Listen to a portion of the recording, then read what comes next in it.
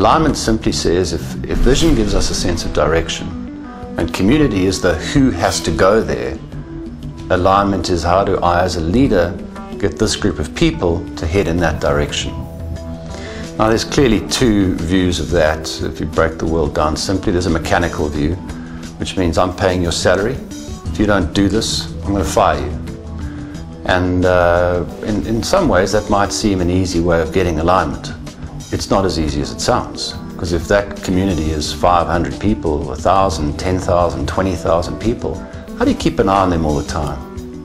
You make sure that they're doing everything that you told them to do. So that kind of autocratic approach, you need a lot of policemen, you need a lot of foremen, supervisors. It's an expensive way to do things. It doesn't always work. And there's another way where you get everyone together and you say, look, this is where we need to go, and these are the important things we need to achieve together. And everyone goes, great, Craig, we share that sense of direction and off we're going to go. And that just isn't as easy as it sounds either, because people aren't sheep. And they all woke up this morning feeling different and having different attitudes, and we have to get through those issues before we can even talk about sense of direction. So this alignment issue, once you've set up the vision and you're clear about what you want to do, I would say the greatest work of the leader is alignment. How do you get people to work together and head in a certain direction? When I'm talking to 1 or 20 or 200 or 2,000 people, the first step is, do they understand where we need to go? Now that doesn't necessarily mean that I'm the one who's setting the direction. It could have come from a group of consultants. It doesn't matter where that vision came from. But achieving a shared understanding is not a simple process. We need to move through the phases of looking at it the way I see it, looking at it the way you see it, and getting to some point of looking at it the way we are going to see it. So some shared sense of what that journey is going to look like. And trying to skip that step or trying to do it too quickly always backfires.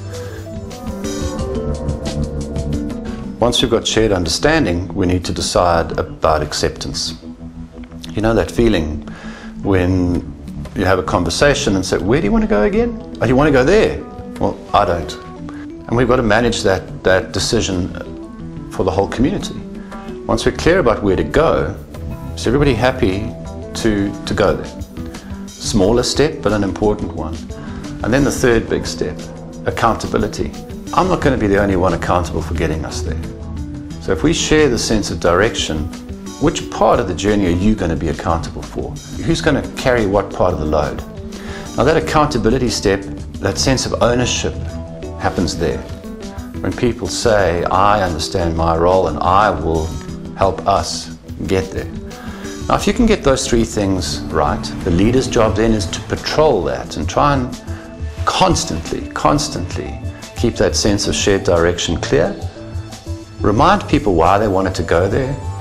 Help people remember what their sense of ownership and accountability was going to be, and do whatever's necessary to keep that momentum going. One of the best lessons I've had recently on alignment is from the conductor of the Boston Philharmonic, Benjamin Zander. Ben says transformational change is lighter, brighter, sexier. It's got a different feel. It's like a skip and not a march. And he looked me in the eye and said, Craig, sometimes some of that work you're doing feels a bit more like a march, and you need a bit more skip in your step. And again, the lesson for me right now is I understand a lot of stuff about alignment. But man, if it's not fun, if it's too heavy, nobody wants to go with you anyway.